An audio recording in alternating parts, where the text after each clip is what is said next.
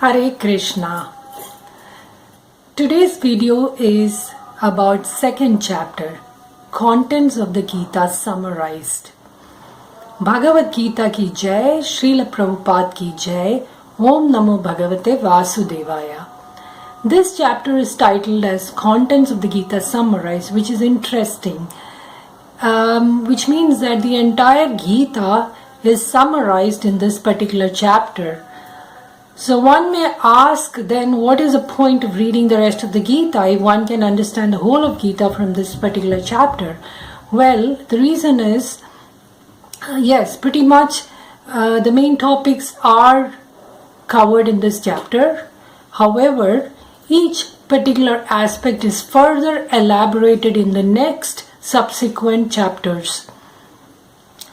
So this chapter is also long, 72 verses. And besides the second chapter, the last 18 chapters is also long with 78 verses. So these are the two chapters which are lengthy. Now, this chapter can be broadly divided into three sections.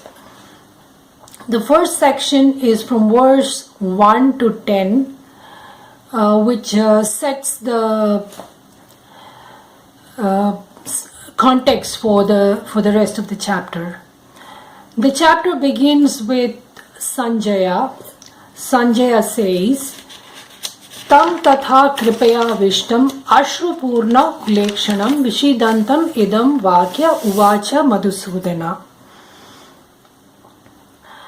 So Sanjaya says that to Arjuna, whose eyes are filled with tears and who is deep in sorrow, to that Arjuna, Madhusudana spoke the following words.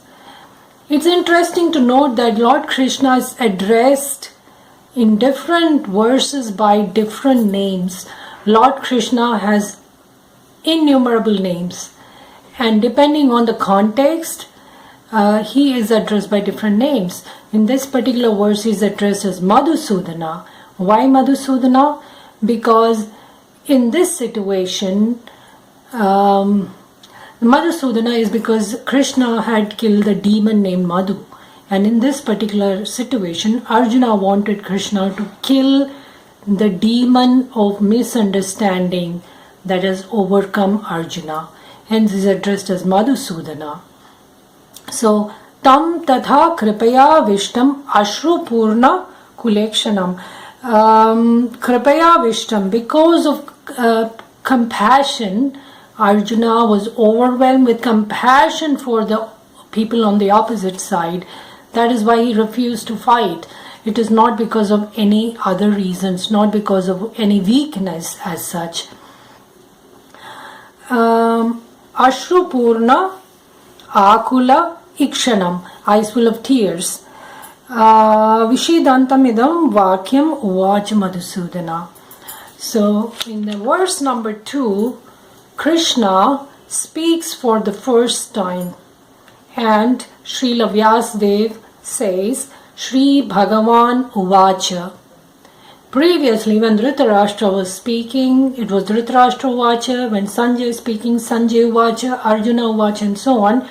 When Lord Krishna is speaking, Vyasadeva is not writing Krishna Uvacha, Shri Bhagavan Uvacha, clearly indicating that Lord Krishna is the Supreme Personality of Godhead. Shri Bhagavan Uvacha. The purport of the second verse is very important, and in this purport, and it's like a little longish, Srila Prabhupada tells us who is Bhagavan, what makes someone Bhagavan. We tend to use the word Bhagavan without really knowing what it stands for. We sometimes call Devi Devatas Bhagavan. Devi Devatas are Devi Devatas. They are demigods. They are not Bhagavan. Bhagavan is only one. Like in a company, you have a CEO who is one. There are different managers, several managers and assistant managers. Similarly, Bhagavan is one, and that is none other than Lord Sri Krishna. And here in the purport, Srila Prabhupada very clearly and logically and rationally explains why Lord Krishna is Bhagavan.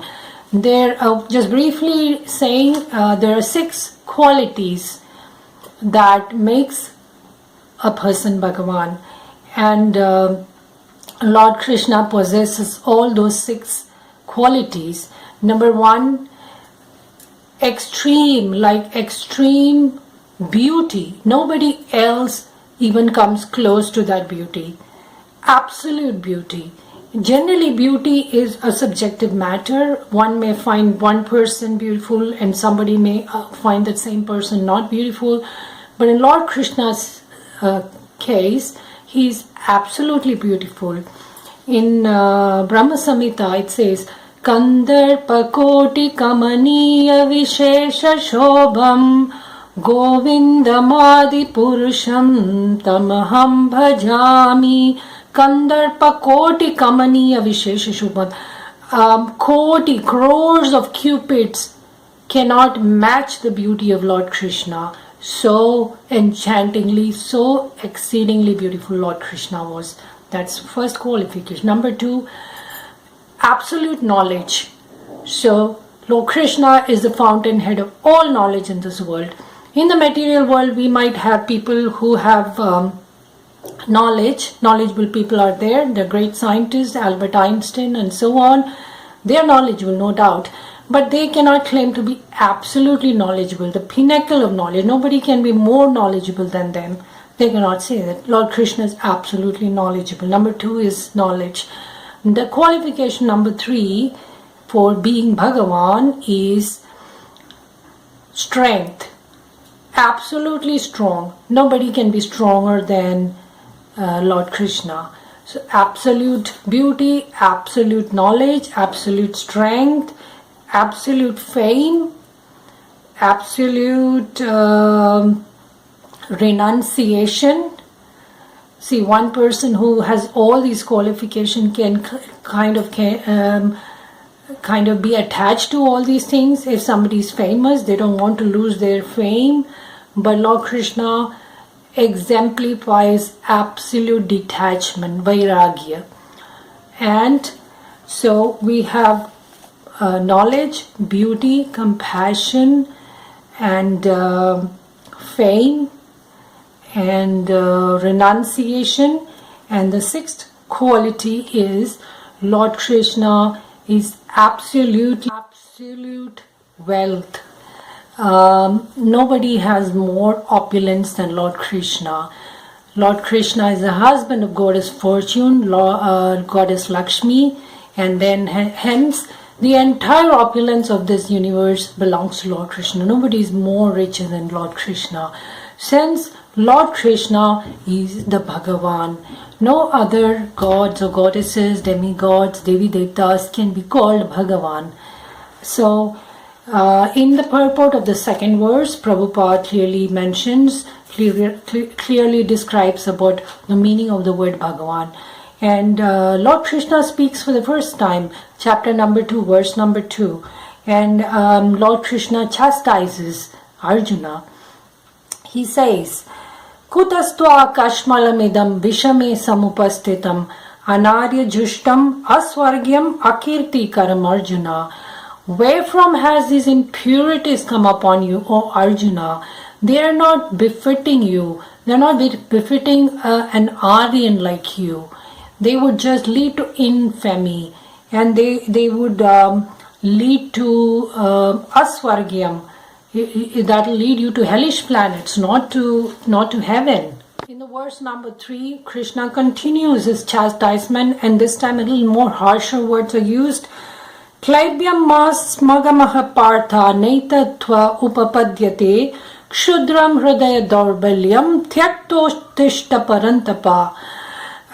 Krishna says, don't yield to this degrading importance. He actually calls, this particular behavior of Arjuna impotent. And he says it doesn't suit such a great warrior such as yourself. Give up such petty weakness of heart and get up, O chastiser of enemy. Tyakto tishta parantapa. And in verse number 4, Arjuna responds, Arjuna Uvacha, he says, how can I counterattack with arrows men like Bhishma and Drona who are like worshipable people for me? Katham, Arjuna Vacha, Katham Bhishmamaham Sanghe Dronam cha Madhusudana Ishubi Pratiyotyami Pujarha Varisudana. Then he goes on to say, Guru Nahatva hi Mahanubhavan Shreyo Bhoktum Bhaikshyamapi Haloke Hatvarta Kamamstu Guru Nihaiva Bunji Avogan Rudhira Pratignan. He says, how can I counterattack these people who are worthy of worship? And he says, if we kill them and we win the kingdom, then everything that we enjoy will be tainted by their blood. And then he goes on to say, I don't know whether I want to be conquered or I want to conquer them. I don't know which is better. And in verse number 7, Arjuna finally says, Karpanya dosho pahata svabhava prachamitam dharma sammoda cheta Yashreyasyan nishchitam bruhi tanme shishyasteham shardhimam tvam prapannam. Arjuna says, I am confused about my duty. I don't know what to do. I have lost all my composure, and in this condition I'm begging you, O Krishna, please guide me. Please tell me what is the right thing for me to do. I surrender to you. I take shelter of you. You are my guru. I seek your guidance. Very humbly, Arjuna submits to Krishna, and this is a very important, crucial point. Till this time, Krishna and Arjuna were on equal footing.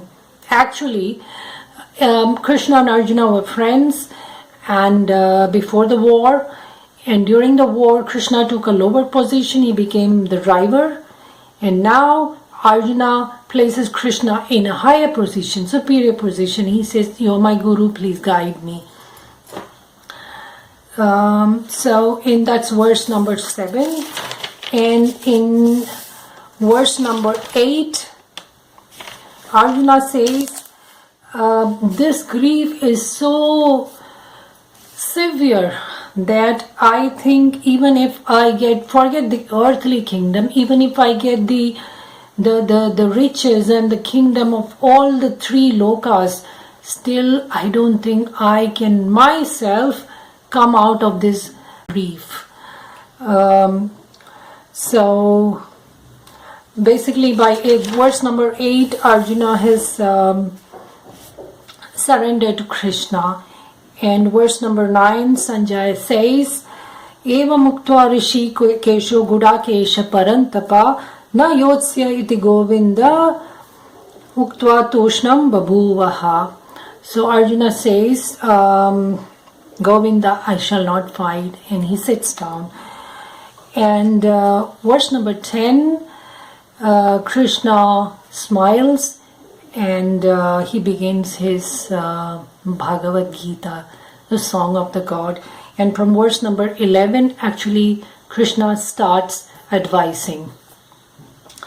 So the first 10 verses, we learn important lesson of life.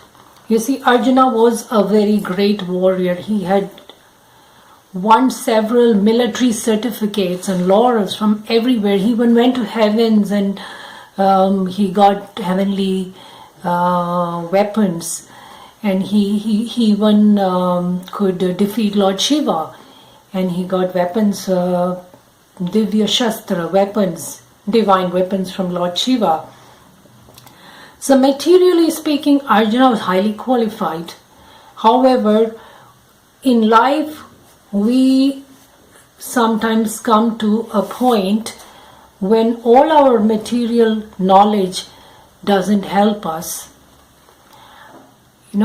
We could be great PhDs, we could have great degrees, but sometimes life throws problems at us that we are not able to solve on our own.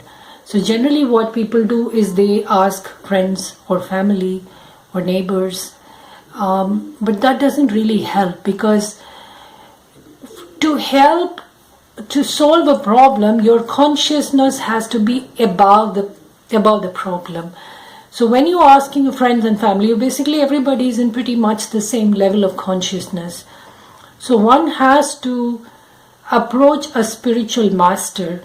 The spiritual master has a consciousness which is higher than yours because of his deep spiritual practice, because of the number of years of spiritual practice, and because of his benedictions that he received from his spiritual master and so on. The spiritual master is superior, spiritually superior to you. So one has to seek guidance from a spiritual master sometimes in life to solve the existential problems of life. One cannot by oneself solve them. And in Arjuna's case, Arjuna was lucky that Lord Krishna was present before him, and Arjuna most humbly sought Krishna's guidance.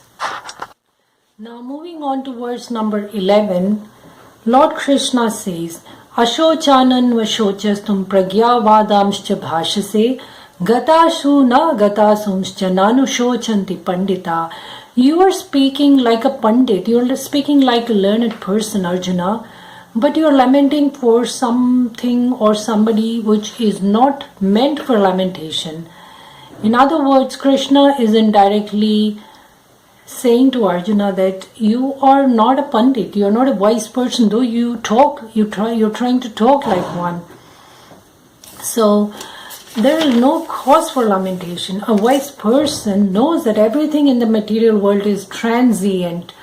Nothing is permanent here. Nobody is permanent here. We are all visitors here.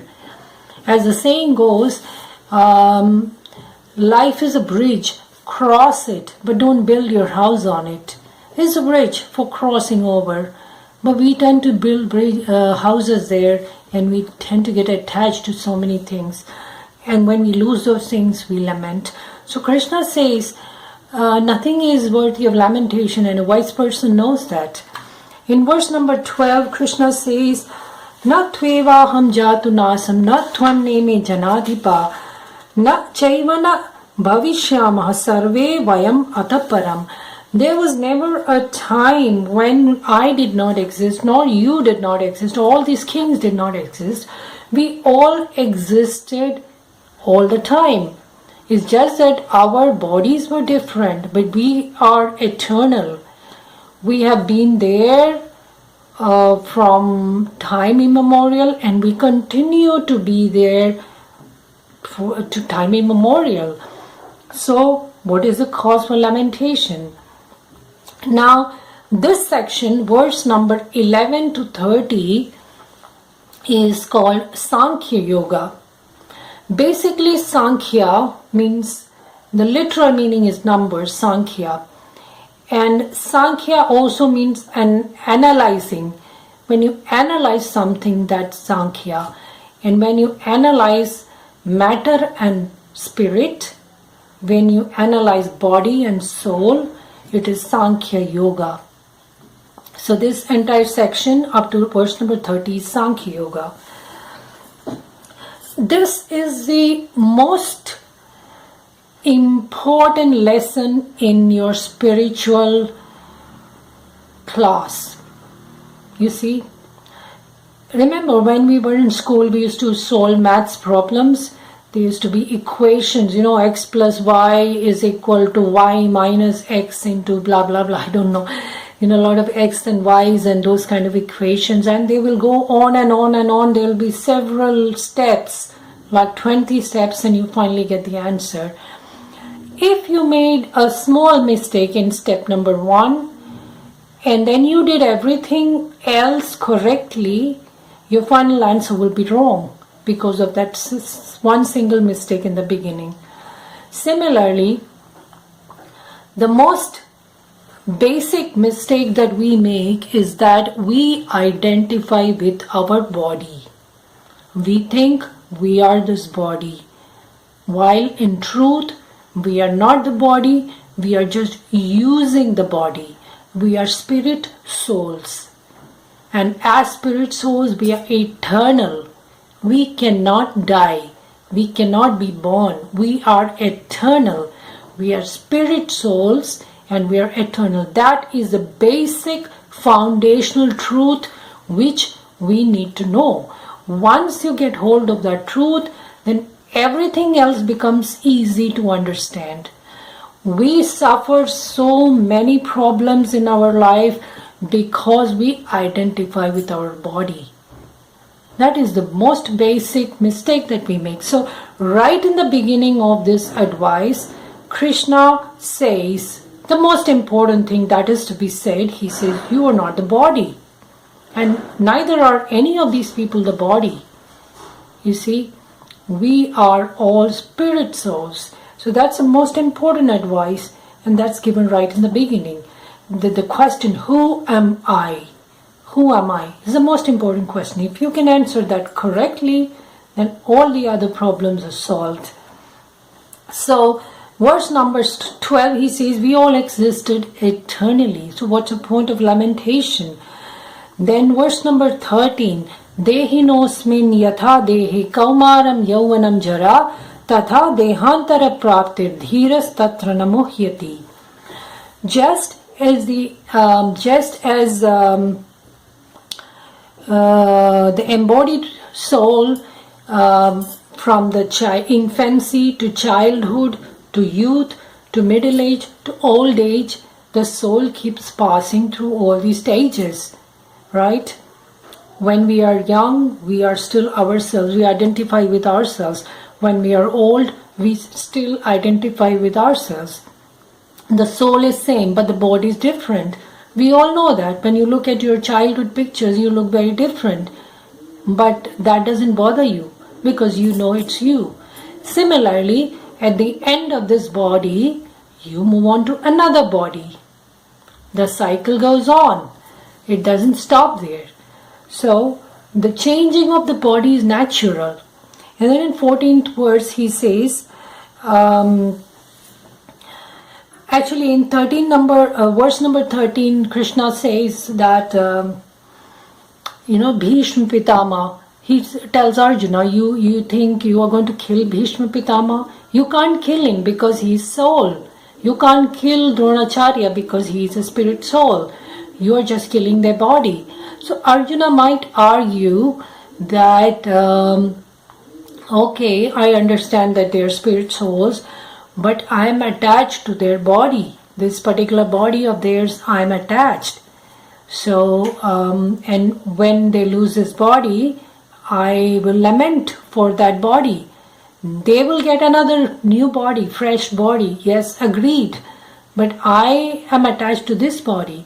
So in answer to that, Krishna being the Paramatma can know what's going on in Arjuna's mind. So in 14th verse he says, Matra sparshastu konteyas shitoshna sukha dukkhada agama paino nityastam titikshasva bharata. Arjun, learn to tolerate the dualities. This material world is made up of dualities. There is sukha and there is dukkha. There is shita, there is ushna, there is heat, there is cold. There is happiness, there is sorrow. It is made up of dualities. Tolerate them. That's it. Learn to tolerate them. So, 14th verse, Krishna tells Arjuna to tolerate the dualities. And in the 15th verse, he says, a person who can tolerate these dualities of the material world, that person is eligible for liberation. And so here Krishna is speaking about the tolerance And in the forthcoming verses later on, Krishna will elaborate on this point when he speaks about Sthita Pragya. Sthita Pragya, a person who has his intelligence is stable. It is not moving in extreme directions. Sthita Pragya or Sthira Buddhi. So this 15th verse is a kind of a taster for that next verses about to come. So one has to tolerate the temporary dualities, and such a person in equanimity is eligible for liberation. Verse number 16, Krishna says that the seers of the truth have come to the conclusion that of the asat. Asat means untruth. The material body is asat. There is no permanence of asat. And for the sat, there is no change. Sat as in the soul, the truth. The eternal soul is the truth, and there is no change for that. But the body being temporary, it changes. The seers have proclaimed this. And 17th verse, Lord Krishna goes on to say that how the soul is indestructible. So this whole section gives a complete thorough analysis of the soul, the qualities of the soul. Soul is indestructible, avinashi, and the soul pervades the entire body. Even the body of a bacteria has a soul, and the body of a big whale also has a soul. Both the souls are extremely tiny. They cannot be perceived by anything. They're so small. So it's not that the whale's body is so big or elephant's body is so big, so the soul is big. Soul is minute, and it is there in all the living entities. So the soul is indestructible. And in the 18th verse, again the comparison between the material body and the spirit soul is given. The material body is perishable, the soul is eternal, soul is indestructible, immeasurable, and therefore fight, O son of Bharata, descendant of Bharata. In the verse number 19, Lord Krishna goes on to say that how Arjuna cannot kill these people. Arjuna thinks that he is going to kill Bhishma and Drona. Krishna says that the soul cannot be killed, and the one who thinks that he is going to kill is also mistaken. The one who thinks that he will be killed is also mistaken, because the soul nayam hanti na hanyate. The soul cannot be killed, and the size of the soul is given in the purport as 1 by 10,000 of the tip of a hair. So you can imagine how small it is. None of the modern equipments can measure the size of the soul. In the 20th verse, again, Krishna reinforces the fact that the soul never dies. Na jayate mriyate va kadachin nayam bhutva bhavita vanabhuyaha. The soul has no birth nor death. He does not come into being. He will not come into being. He is always there, permanent. He is unborn, eternal, ever existing, and primeval. He is not killed when the body is killed. No one can kill the soul. In the 21st verse, Krishna says, how can a person who knows these qualities of soul, how can such a person lament for the death of the body? In verse number 22, an analogy is given for how the soul changing body is compared to a person changing a dress. When your dress is old, you change it and put on a new dress. Vasamshi jirnani yatha vihaye navani grihnati naroparani tatha sharirani vihaya jirnani anyani samyati navani dehi. In the verse number 23rd, 24 and 25, the various qualities of the soul is again described. The weapons cannot cut it, fire cannot burn it. Now Arjuna is a warrior, so Krishna is using the language that Arjuna can relate to. So Arjuna would be thinking, oh, I'll use the weapon of fire and I'll fire at my enemies. So Krishna says, don't be under the misconception that your weapons are killing these people. No, their souls are indestructible. Your fire weapons cannot burn them. Your water weapons cannot wet them. And the soul is unbreakable. It's everlasting. It's immovable and immutable. And on knowing all these qualities about soul, you should not grieve for the soul. In verse number 26, Krishna says touches upon other doctrines which has their own philosophy. For example, if someone believes that the soul dies and the body dies, even still there is no cause for lamentation, because if it's dying, it's going to be born again, and again it dies, and again it's born, so that cycle continues. So there also there's no cause for lamentation. 27th verse talks about the inevitable birth-death cycle. Jatasya hi dhruvo mrityur, dhruvam janma mritasya cha. The one who is born is sure to die, and one who dies is sure to be born. Hence, there's no cause for lamentation. In other words, Lord Krishna is telling Arjuna that just because Arjuna decides not to kill Bhishma and Drona, they're not going to live forever. As Srila Prabhupada says, if Arjuna doesn't kill these people, they're not going to return home. Somebody else will kill them, or they will die due to their own karmas anyway when the time comes.